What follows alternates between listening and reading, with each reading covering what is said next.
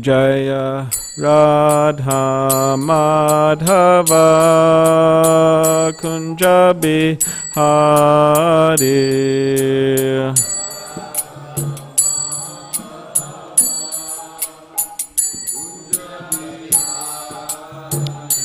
Jaya Radha Madhava Kunja Bihari.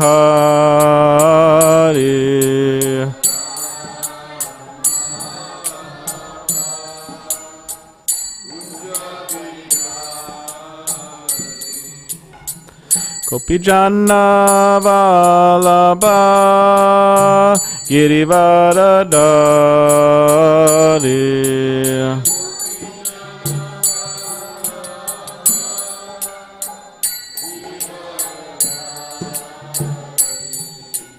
Gopijana Vallabha Girivaradari.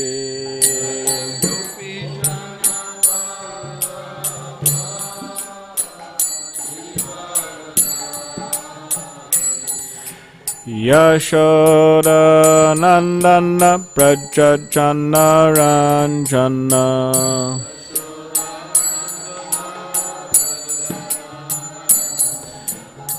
Yashoda Nandana Prajajana Ranjana.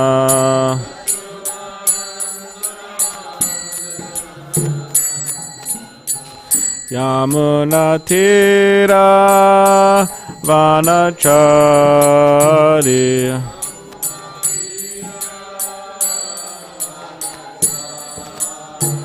Yamuna Tira Vanachari.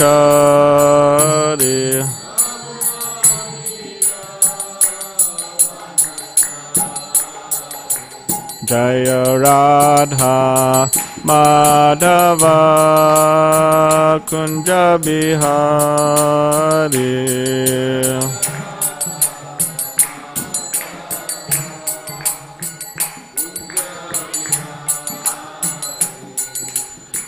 Gopijana Vallabha Girivaradari.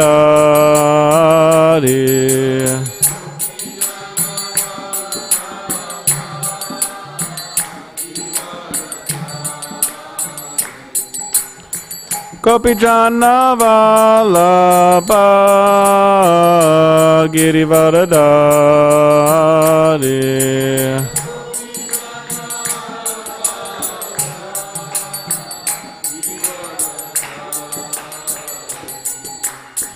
Yashoda Nandana Brajajana Ranjana.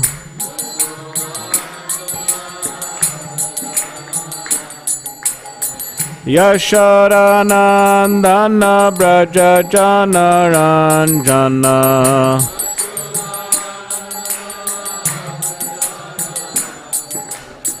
Yamuna Tira Vanachari.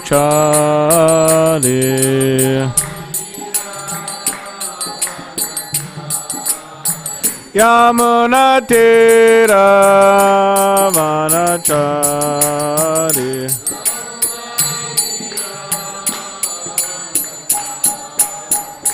Jaya Radha Madhava Kunja Bihari.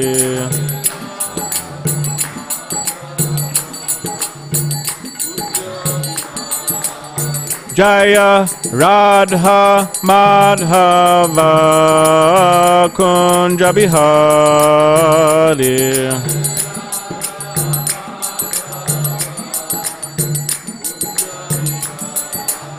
Jaya Radha Madhava Kunja Bihari.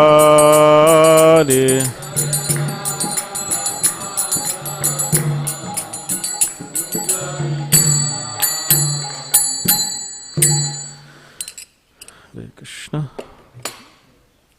Jayam Vishnupad, Paramahamsa, Parivrajacharya, Ashtottara Shatashri about His Divine Grace, A.C. Bhaktivedanta Swami Prabhupada Ki Jai, Jayam Vishnupad, Paramahamsa, Parivrajacharya, Ashtottara Shatashri about His Divine Grace, Srila Bhakti Siddhanta Saraswati Thakur Prabhupada Ki Jai, Ananta Koti Vaishnavinda Ki Jai, Namacharya, Srila Haridas Thakur Ki Jai, Prem Sikaho, Shri Krishna Chaitanya, Prabhu Nityananda, Shri Advaita Gadadhar, Shivasari Gauda Bhaktivinoda Ki Jai, Shri Shri Radha Krishna Gopa Gopinath Shamakun Radhakun, Giri Govardhan Ki Jai, Vrindavan Dham Ki Jai, Navadip Dham Ki Jai, Ganga Yamunamai Ki Jai, Tulsi Maharani Ki Jai, Bhakti Devi Ki Jai, Samaveta Bhaktivinoda Ki Jai. All glories to the assembled devotees, all glories to the assembled devotees, all glories to the assembled devotees, all glories to Shri Guru and Shri Gauranga. Glories to Shri Prabhupada. Om Namo Bhagavate Vasudevaya.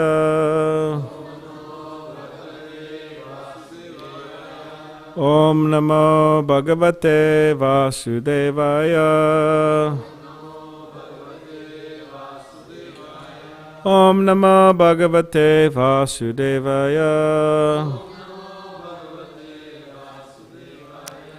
Srimad Bhagavatam, 3rd Canto, the status quo.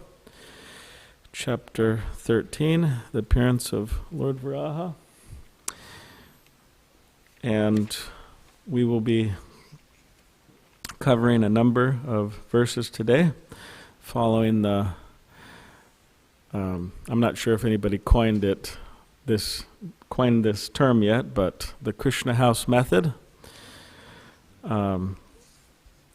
So we'll be going through 1 through 13, these verses. And before we do that, should we do the invocation? We'll do the invocation together.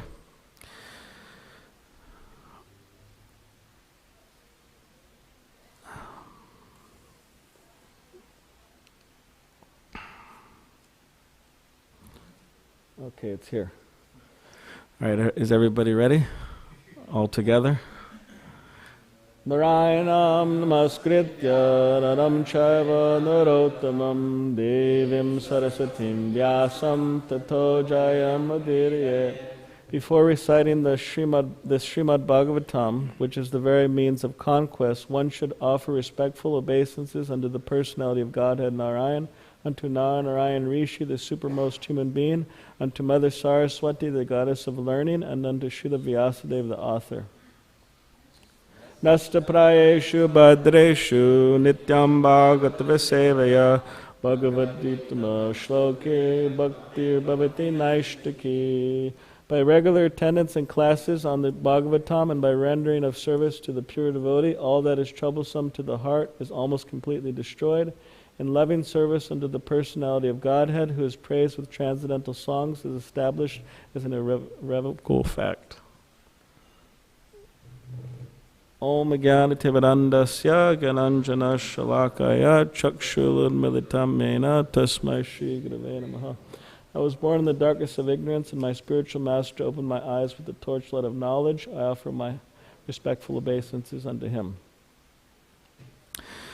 All right.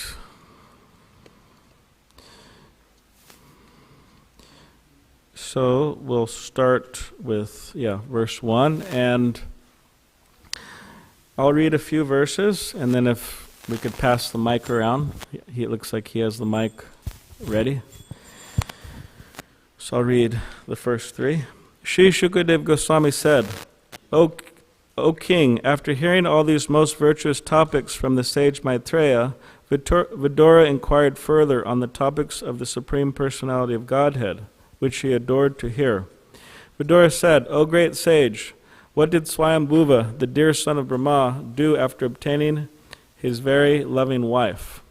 O best of the virtuous, the original King of Kings, Manu, was a great devotee of the personality of Godhead, Hari, and thus it is worth hearing of his sublime character and activities. Please describe them. I am very eager to hear. Persons who hear from a spiritual master with great labor and for a long time, must hear from the mouth of pure devotees about the character and activities of pure devotees. Pure devotees always think within their heart of the lotus feet of the personality of Godhead, who award his devotees liberation. Sri Shukadev Goswami said, "The personality of Godhead, Sri Krishna, was pleased to place his lotus feet on the lap of Vidura because Vidura was very meek and gentle. The sage Maitreya was very pleased with Vidura's words, and being influenced by his spirit, he attempted to speak."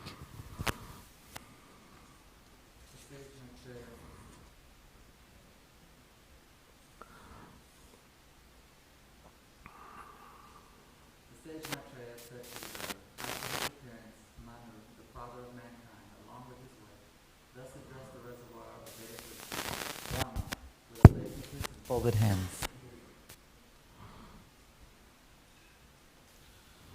You are the father of all living entities and the source of their subsistence because they are all born of you. Please order us how we may be able to render service unto you. Worshipful One, please give us your direction for the execution of duty within our working capacity so that we can follow it for fame in this life and progress in the next.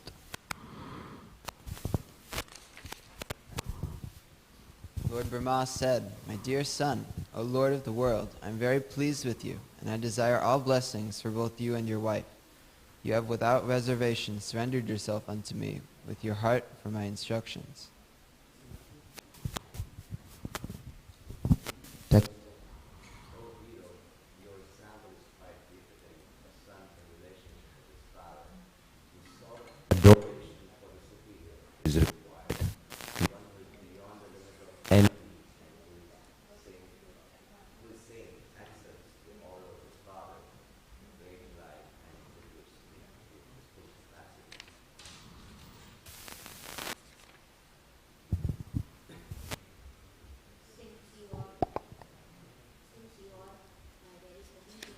I ask you quite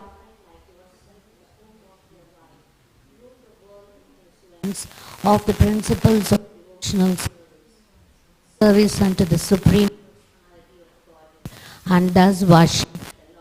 But yeah.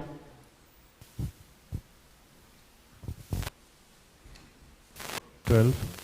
O King, if you can give proper protection to the living being in the material world, that will be the best service.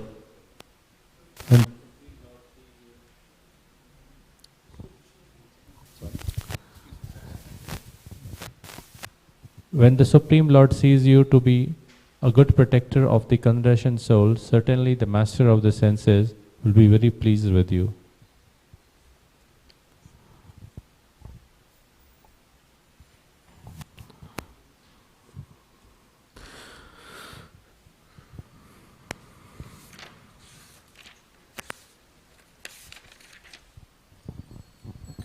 The Supreme Personality of Godhead, Janardhan, Lord Krishna, is the form to accept all the results of sacrifice.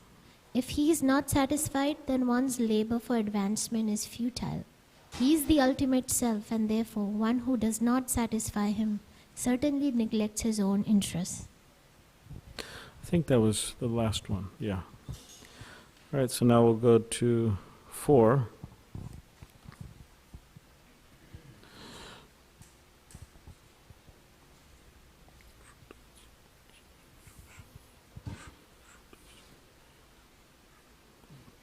Shrutasya pumsam shruchiri sharmasya nanvanjasa surabir iditorta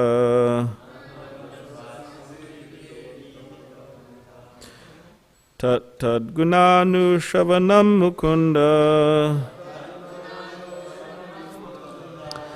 padaravindam hridayeshu yesham.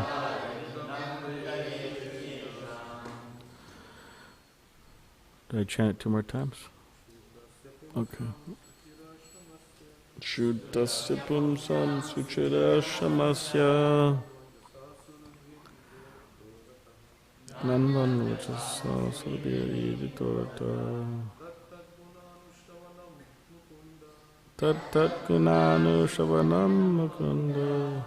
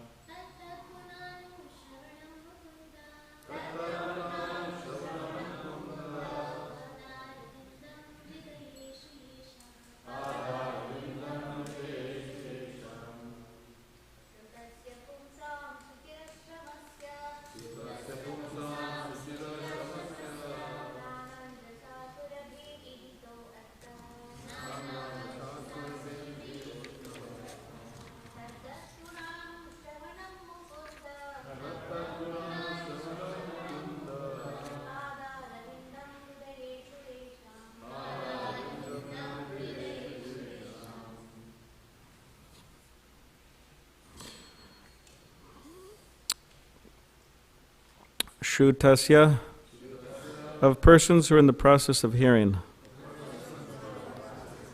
Pumsam, of such persons. Suchira, for a long time. Shamasya, laboring very hard. Nanu, certainly.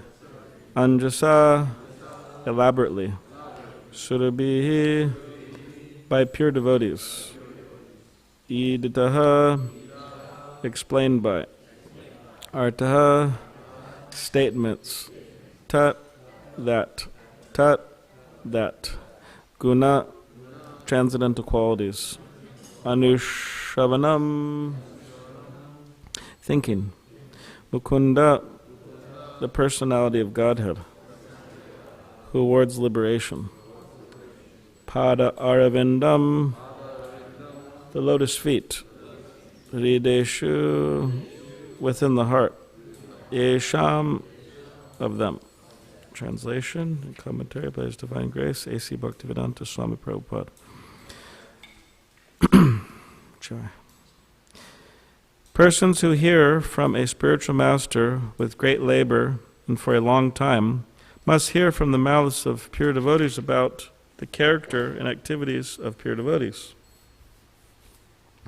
Pure devotees always think within their hearts of the lotus feet of the personality of Godhead, who awards his devotees liberation. Purport. Transcendental students are those who undergo great penance in being trained by hearing the Vedas from a bona fide spiritual master. Not only must they hear about the activities of the Lord, but they must also hear about the transcendental qualities of the devotees, who are constantly thinking of the lotus feet of the Lord within their hearts. A pure devotee of the Lord cannot be separated from the lotus feet of the Lord for even a moment. Undoubtedly, the Lord is always within the hearts of all living creatures, but they hardly know about it because they are deluded by the illusory material energy. The devotees, however, realize the presence of the Lord, and therefore they can always see the lotus feet of the Lord within their hearts. Such pure devotees of the Lord are as glorious as the Lord. They are, in fact, recommended by the Lord as more worshipful than he himself. Worship of the devotee is more potent than worship of the Lord.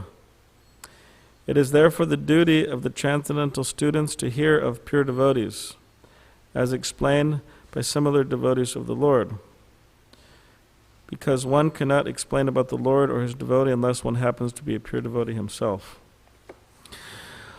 Om Jnanativedandasya Kananjana Shalakaya Chakshulanmaditamena Tasmai Shri Gurave Namaha Mukham Karidivachalam Pangam Langayate Girim Yakripadamaham Vande Shri Gurun Diritarinam Vancha Kapadurubhishcha Kripasindubevacha Patitanam Pavanebhyo Vaishnavebhyo Namo Namaha. Jai Shri Krishna Chaitanya Prabhu Nityananda Shri Advaita Gadadhar Shivasari Gaura Bhaktivinoda Hare Krishna Krishna Krishna Hare Hare Hare Rama Rama Rama Hare Hare. So I read this translation one more time. 4. Persons who hear from a spiritual master with great labor and for a long time must hear from the mouths of pure devotees about the character and activities of pure devotees. Pure devotees always think within their hearts of the lotus feet of the personality of Godhead, who wards his devotees' liberation.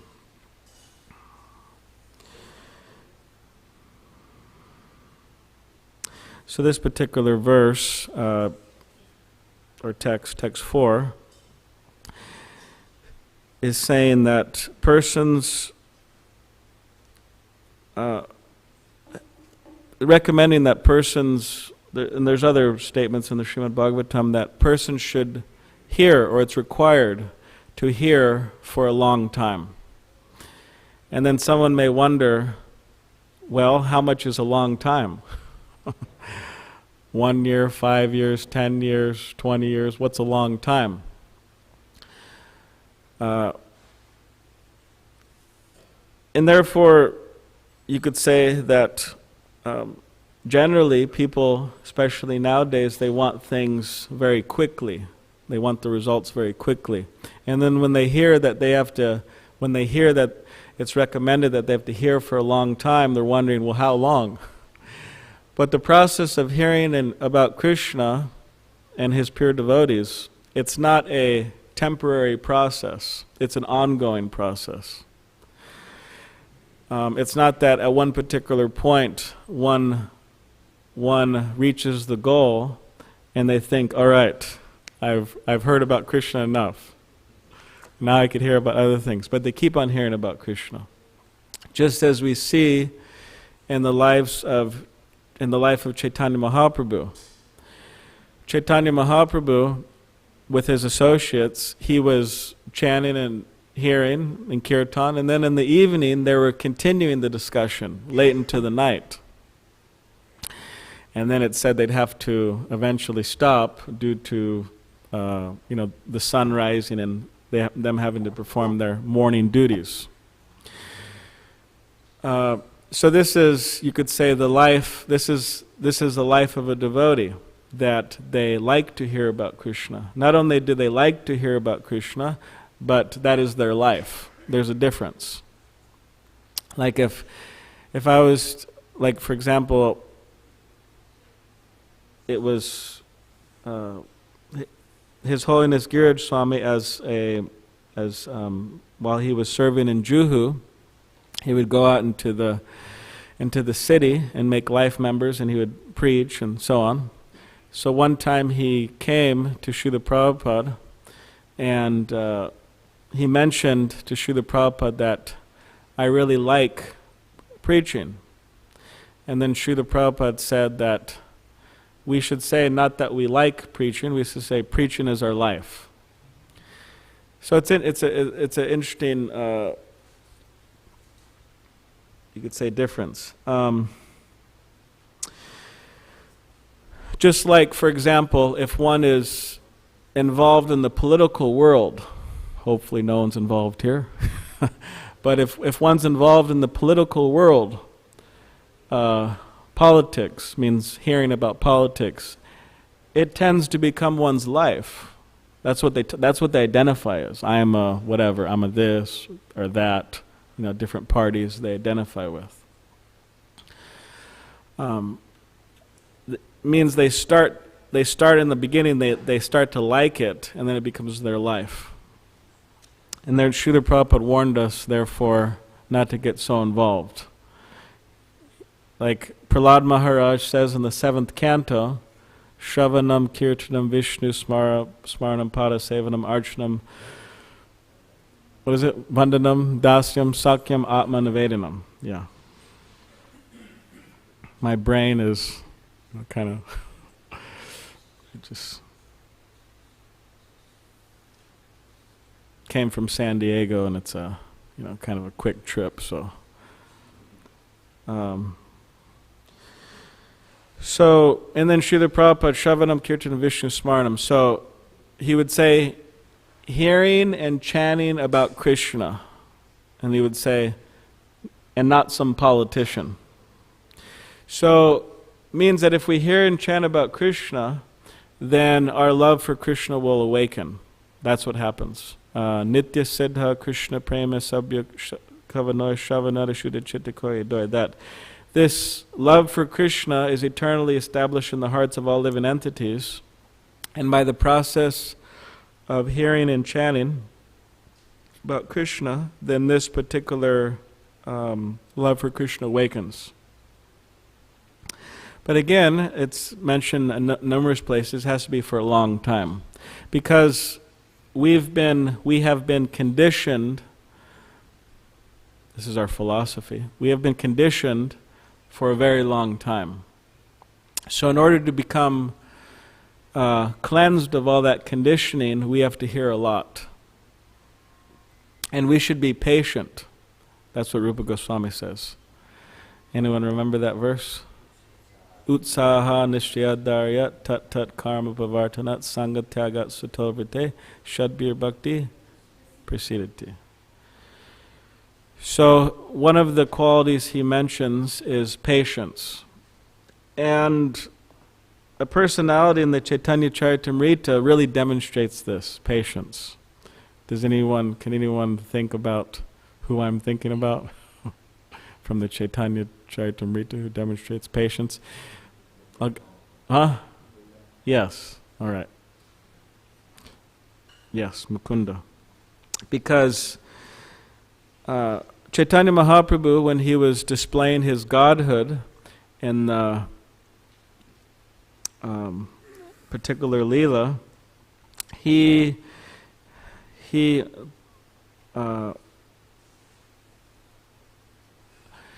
was calling different devotees, and he was giving them benedictions. And he was calling, for example, Murari Gupta. It's quite amazing, actually, in the Chaitanya Bhagavat. Murari Gupta, because Murari Gupta is actually an incarnation of Hanuman, so Chaitanya Mahaprabhu is revealing that there, and he's revealing himself as Ramchandra, and Murari Gupta is Hanuman, and the whole scene's changing, right, to be like Ayodhya, and it's quite a... But in that particular pastime, calling different devotees, he didn't want to call... He said about Mukunda, he said, I don't want to see him. And I don't want to see him for... Does anyone remember how long he said? Yeah. What is it? 10 million lifetimes. Sometimes, whether it's 20 million or 10 million, that's a lot. He said he don't want to see him for a long time. And then at that particular point, but Chaitanya Mahaprabhu was indicating that I will see him after this time. And when Mukunda heard that, he started dancing in ecstasy. Yes, I will see my Lord, I will see my Lord, eventually. And Chaitanya Mahaprabhu was unhappy with him because he would mix with so many different groups. Vaishnav group, this group, that group. So when Lord Chaitanya heard that Mukunda was dancing in ecstasy after hearing that he would see him after 10 million births, he said, okay, you could bring him in now. So Mukunda came in, and he got the mercy of Chaitanya Mahaprabhu. But this is demonstrating his patience, Mukunda's patience, because somebody would think, oh, 10 million lives? That's so long. I have to wait that long? So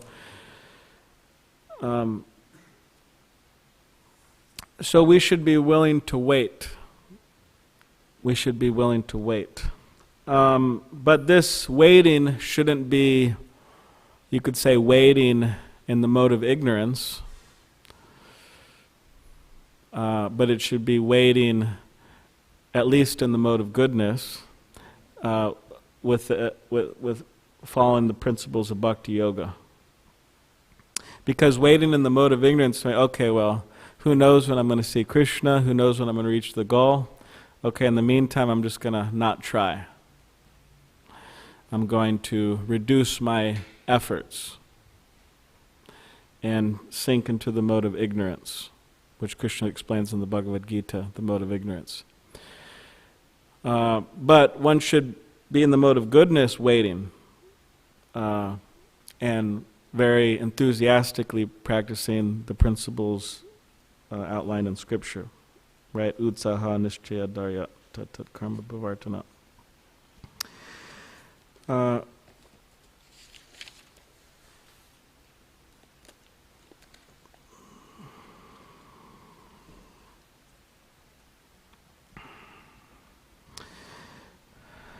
And here it's mentioning, Srila Prabhupada's mentioned in the purport, the value or the importance of hearing about pure devotees of Krishna. And therefore, devotees should take great interest in hearing about Srila Prabhupada. There's so many books coming out. There's one book here, I'll Build You a Temple. It's a very inspiring book. There's so many books coming out gradually about Srila Prabhupada.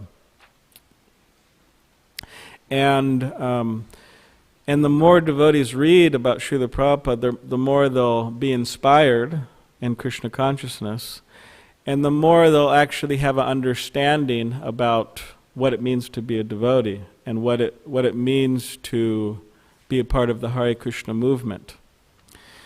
And the importance of, you could say, the mission. There's a mission.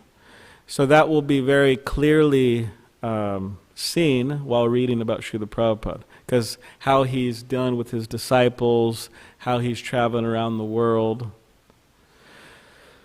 how he's interacting with people. Because one thing is to read the philosophy, which is important also, means the Srimad Bhagavatam, Bhagavad Gita. But by reading about Srila Prabhupada, we will understand how to apply those principles in Shastra, in Scripture, practically apply them.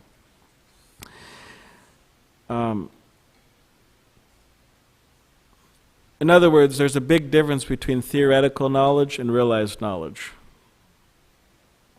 There's a big difference. For example, I could be up here, like I am now, and I could quote a verse, Mamai Vangsho Jiva Loke Jiva Bhuta Sanatana, that all living entities are part and parcel of Krishna, right? I could say this night and day until I'm whatever. I could just keep on saying this. And I could be saying it over a course of many years. Like recently I had a birthday. I joined the temple when I was 18 in San Diego, and recently I had a birthday. I turned 21, just joking. I turned 35, so I could be saying, I could be quoting this verse, from 18 to 35, Mamai Vangsho Jiva Loke, right? But you could say the difference between realized knowledge and theoretical knowledge is that I practically apply this verse in real life. I treat people like that. I treat people as if they're factually they are part and parcel of Krishna. In other words, I treat people I should be treating people with great respect, with great love, with great affection, according to their particular position in this world. And Srila Prabhupada, therefore, and we see that, okay, that's the verse, Mamai Vangsho Jiva Loke, we're all part and parcel of Krishna. Now, Srila Prabhupada demonstrates that practically how to live like that, how to see everyone like that. And therefore, Srila Prabhupada, they asked him one time,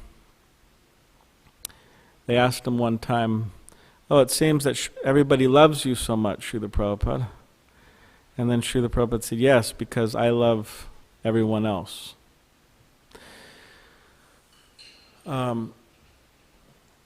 So you could say that this is a sign of a pure devotee. There's many other signs. But so again, by reading about Srila Prabhupada, we'll have a very clear idea how to practically apply the principles in Scripture. Therefore, whenever a book comes out about Srila Prabhupada, we should get the book and just read it, the whole thing. Read it all through. And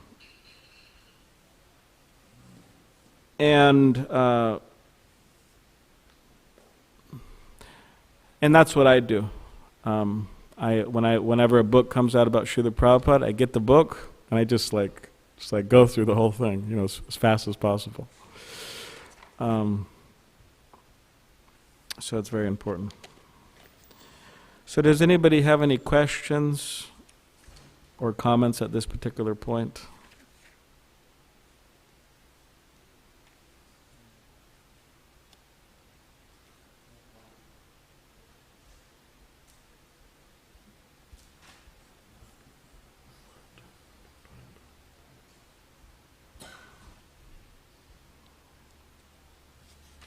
Krishna Prabhu. Thank Hare you so Krishna. much. Thank you. I was really appreciating the point of Mukunda's patience, and then you brought in that the enthusiasm part is so important because we don't just sit there and be patient. We use it in goodness. And I was thinking about how much confidence, because also there in this verse is confidence, how much confidence you have to be patient and remain enthusiastic. So I was wondering if you could talk about those three and how they work together. Okay. All right. Thank you for your question. Yeah, so utsaha nishchaya daryat tat karma pavartanat sangatyagat satovite shadbir bhakti prasidati. So enthusiasm, patience, confidence. What else is there? Follow in the footsteps of the previous acharyas, regulative principles, and abandon the association of non-devotees. And that's in the next verse also, interesting enough. Rupa Goswami mentions it. Atyahara priyasascha prajalpaniyamagraha janasanga chalalyam shadbir bhakti vanashyati, destroys. So he mentions to avoid the association of non-devotees in the first, in this particular verse and the second verse. Interesting. So there's a great importance on that also. And Srila Prabhupada demonstrates, he says that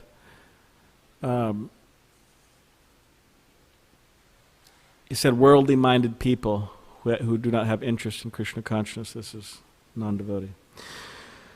So in relation to enthusiasm, confidence, and patience, it is true that in order to be enthusiastic over a long period of time, or relatively long period of time, and in order to be patient over a long period of time, one needs to be confident, or one needs to be convinced. That's very important, actually. Because without being convinced, one will not be able to remain enthusiastic. In other words, actually one will not be able to continue in Krishna consciousness without being convinced. Because everyone can be enthusiastic for a few weeks, a few months, a few years, but not so easy to remain enthusiastic and patient. So to be convinced, again, the stress is on hearing. Therefore, we have Srimad Bhagavatam class every day, right? Nityam Bhagavata Sevaya. Every day we have Srimad Bhagavatam class. And if we have any doubts, if we need some clarification on a particular topic, then we could ask. We should ask to try to clear those particular doubts. And part of being convinced is our own practice. In other words, we need to practice. Because by practicing, we'll become convinced. Like devotees would say in the early days, they would read the Nectar of Devotion, and they would read about all these principles, and then they would, in their daily life, apply them. Kind of like a science experiment, you could say. They would apply them, and then they would see the results. And in this way, they become convinced. Like, for example, it says that to consider the glories of the holy name, to be an exaggeration, that's one of the 10 offenses.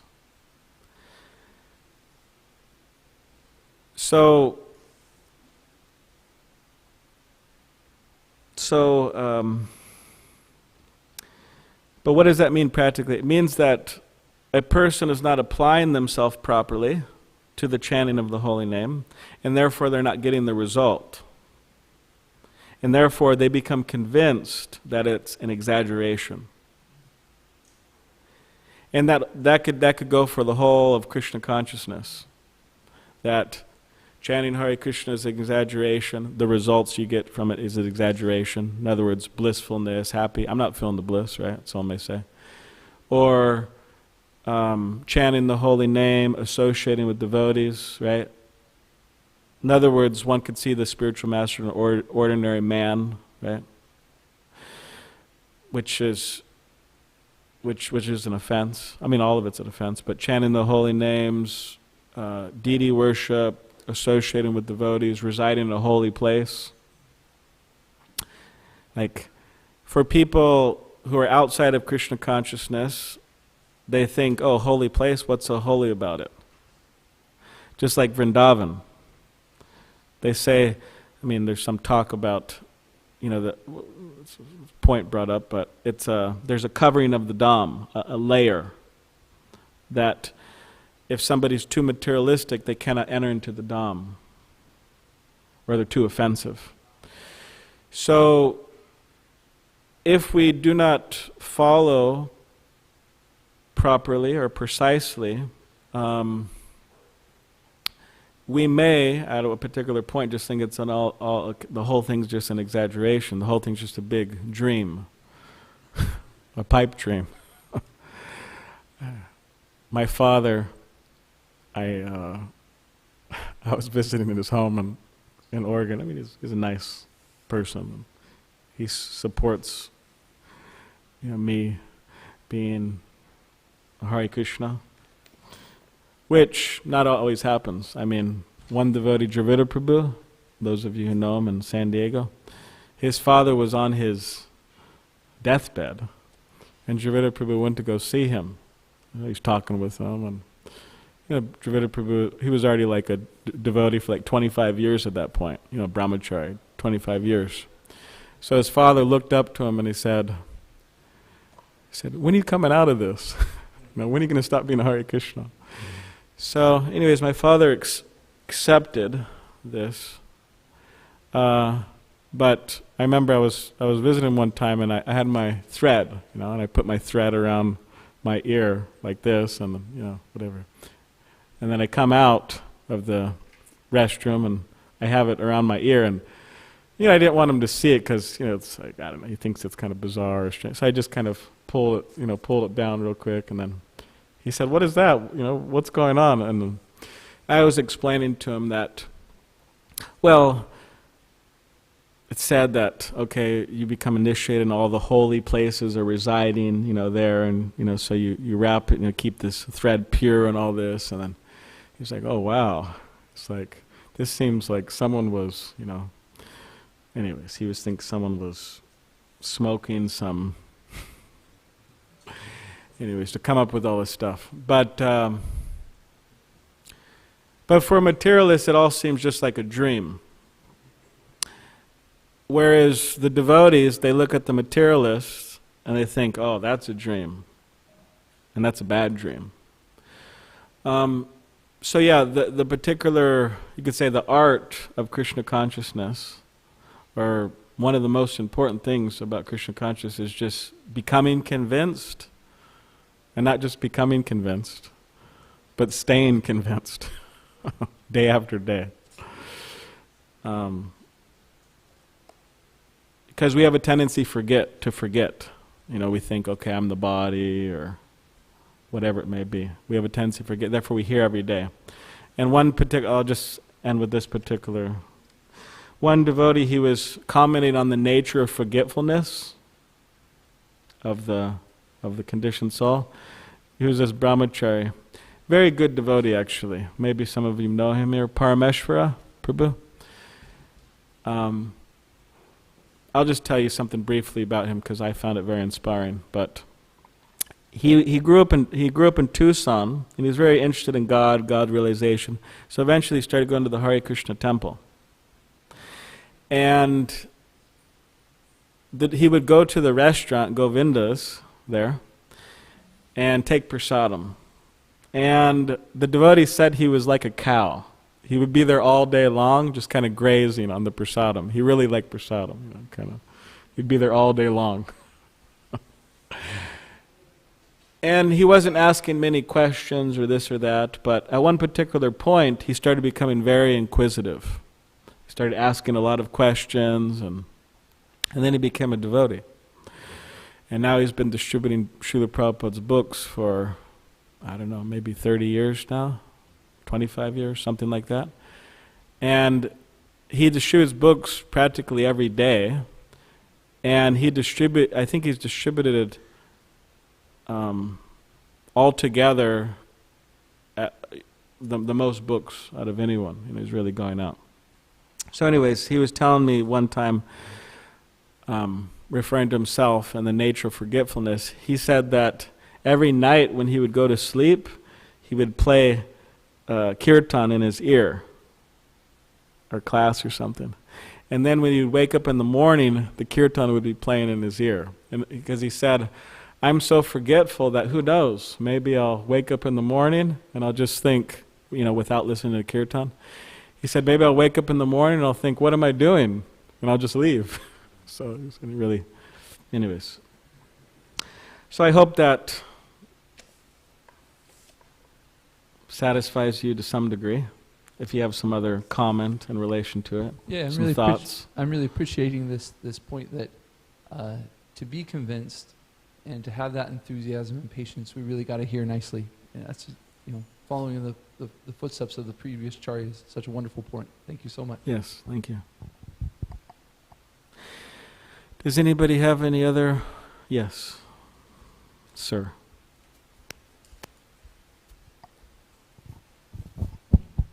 I thought it was an interesting point that I haven't heard much about before, but that to understand the pure devotee, you have to hear from a pure devotee. And that was one of the things that Srila Prabhupada was talking about in the purport. Do you think maybe you could explain a little more about how that works and why? Okay, thank you. So yes, in text 4,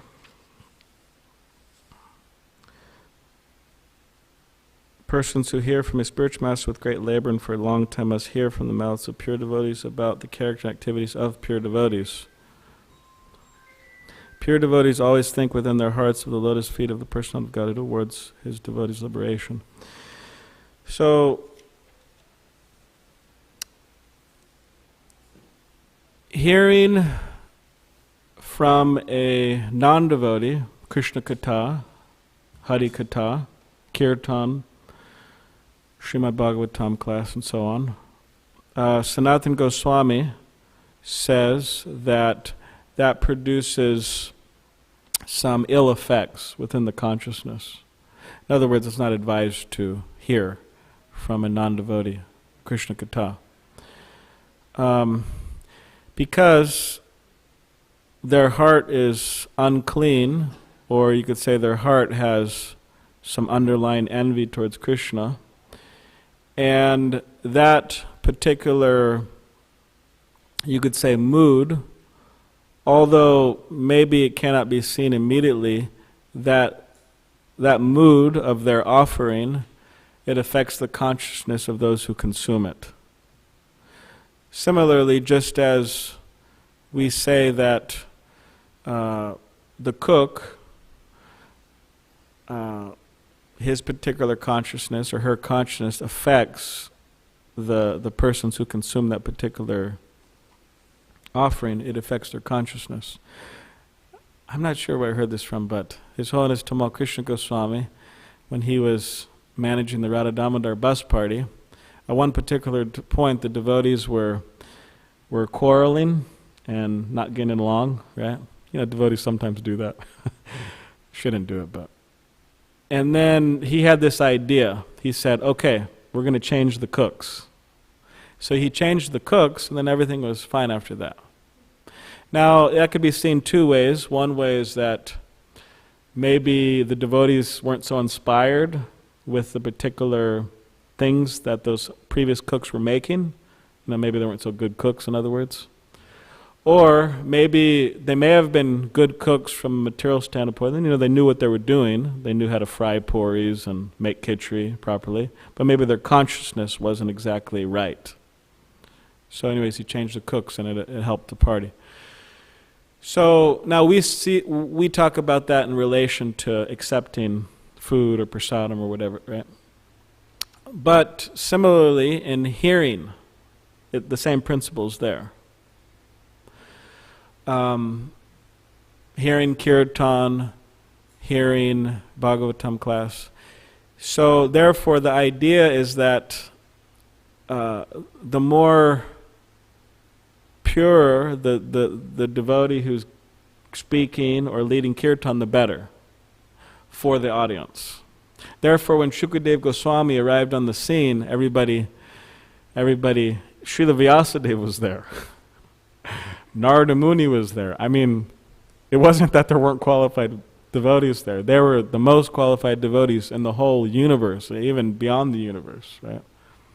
But when Shukadev Goswami walked into the arena, everybody, and please, you know, he had a special qualification. They wanted to hear from him. And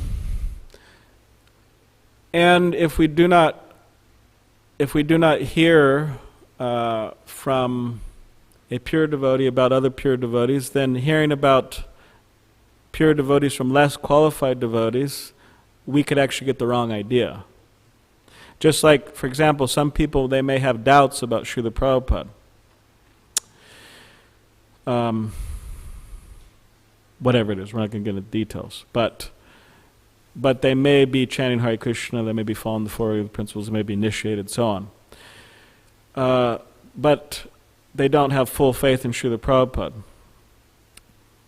So better to hear from somebody who does about him, so that then, and therefore you get the right idea. That's the general, yeah, I hope that. Thank you. Yes. Prema Sindhu, Prabhu. Very beautiful name. Thank you. My Guru Maharaj gave, so it's his mercy. Sometimes we see that some people who have a good voice and can sing kirtan very nicely are given preference on doing kirtan over other people who may be pure in heart but don't have such a nice voice. Yes.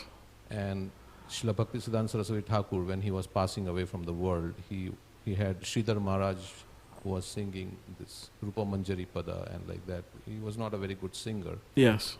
So how do you, like, from a management point of view, because people like to hear nice kirtan with a nice voice.